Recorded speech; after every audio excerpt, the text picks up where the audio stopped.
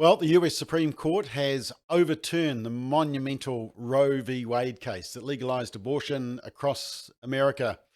And if you listen to the media over the weekend, you would think a nuclear bomb had been dropped in their backyard. Here's a celebration. It was as it was announced outside the Supreme Court that unborn children would regain the right to life. You can see them milling around outside the courthouse, waiting for the decision. All these pro-lifers, and then the decision comes through.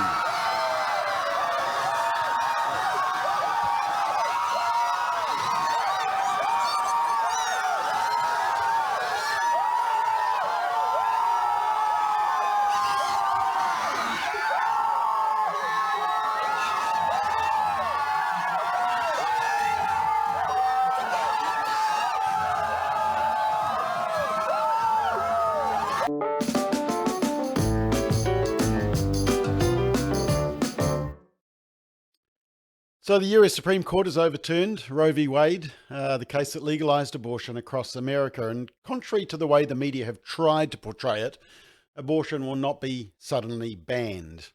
It'll go back to the elected representatives of each individual state, and they'll decide whether or not to allow preborn babies to be killed. So California and New York, other Democrat states, will become dangerous ground for the unborn child and the pregnant woman as well, while Republican-led areas like Texas and Florida will respect all human rights and protect the most vulnerable, the unborn child. And as you can see, that footage outside the Supreme Court, they had an amazing celebration. The unborn children were shouting the loudest. Well, the mainstream media, you could hear the sobbing and wailing in the background of most news bulletins over the weekend. The Herald said, "People will die." Yeah, that's what's been happening. Unborn children have been killed in the womb by literally the millions. Can't they, the Herald editors, even see the stupidity of their statement? And apparently, according to our Prime Minister, nothing is more incredibly upsetting than losing the automatic right to kill your unborn child anytime up to birth. Ironically, only people who have been born can think this way. But here's the typical coverage from the legacy media in New Zealand. This is News Hub, classic example. Everyone condemns it, apparently. Ardern's response. Then there's Foreign Affairs Minister Naya Mahuta, not sure what it's got to do with foreign affairs. Then Clark Gayford, Jacinda's partner. Not a female, but we like opinions from men when they agree with the narrative. And of course the media rushed to Chloe Schwarbrick, the favourite, who uses safe healthcare and abortion in the same paragraph. Duh.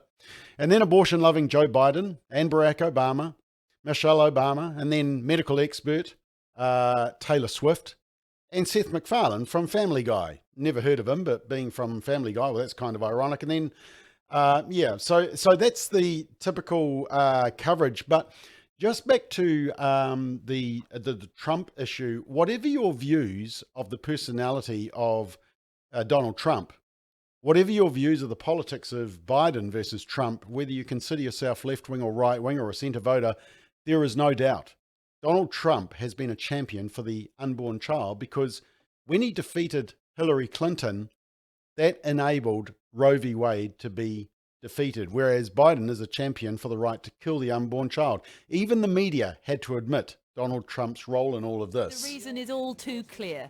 Donald Trump's deliberate move to install pro-life conservative justices meant the writing for abortion was always on the wall, as his successor emphasized today.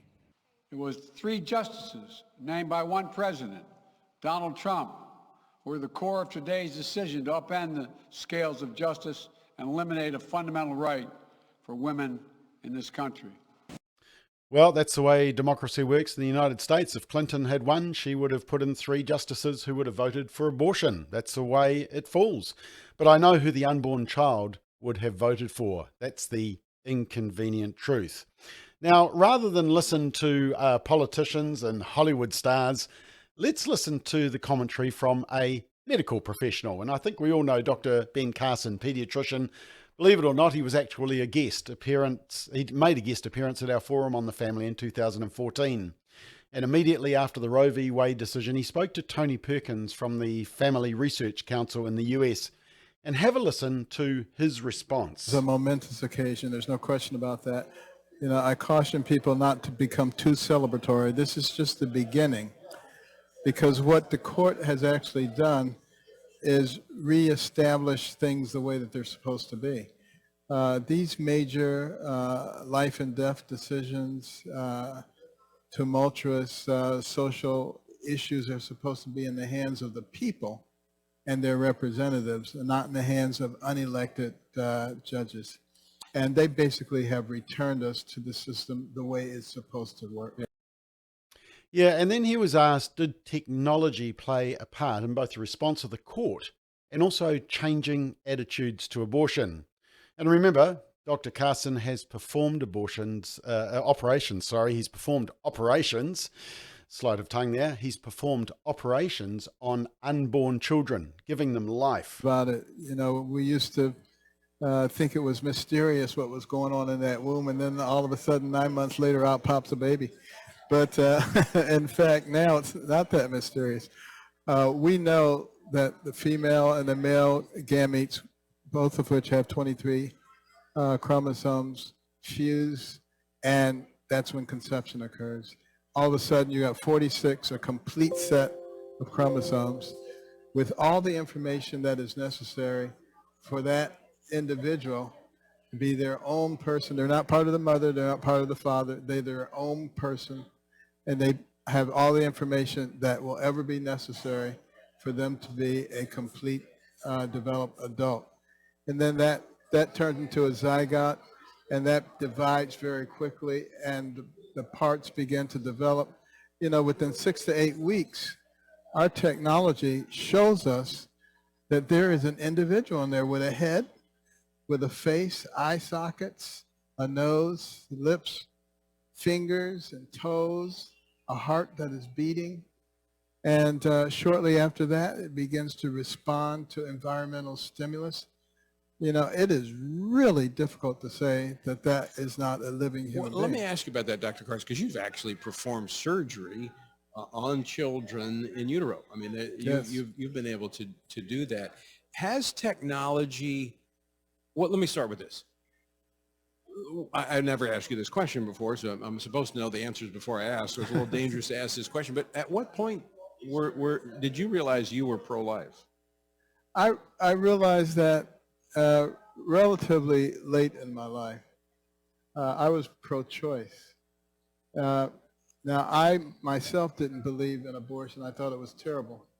But I said, what right do I have to impose my beliefs on someone else? And that's why I said, it's your choice. But one day, in thinking about slavery and how slave owners thought that they could do anything because they felt they owned these people, and they could kill them, rape them, murder them, whatever they wanted to do. And I said, how rotten that is.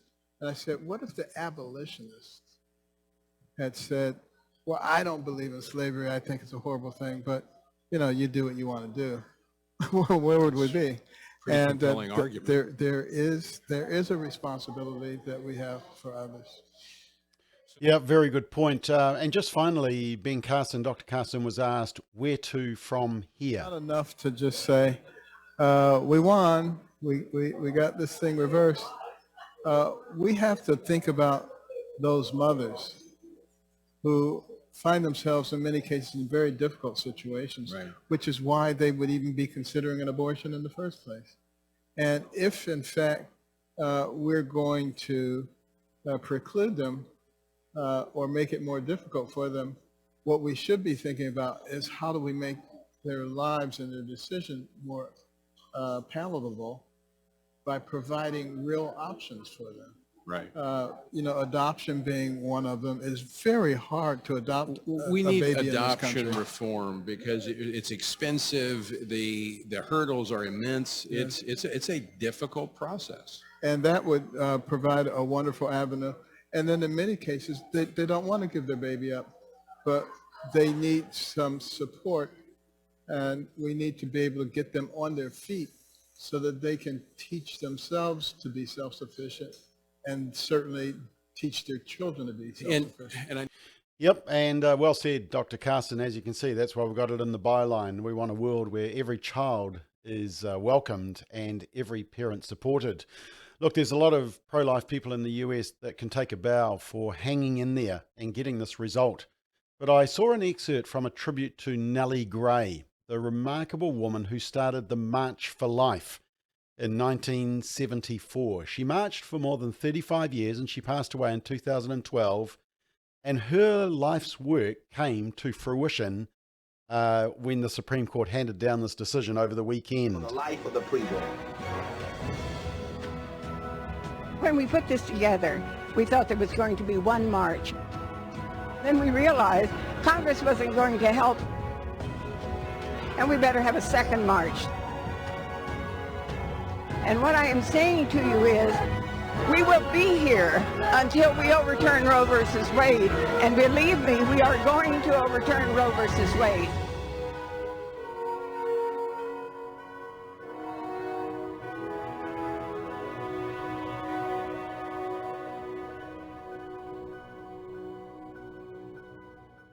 Yeah, and incredibly, the date of the Supreme Court decision was the same date as her birth date.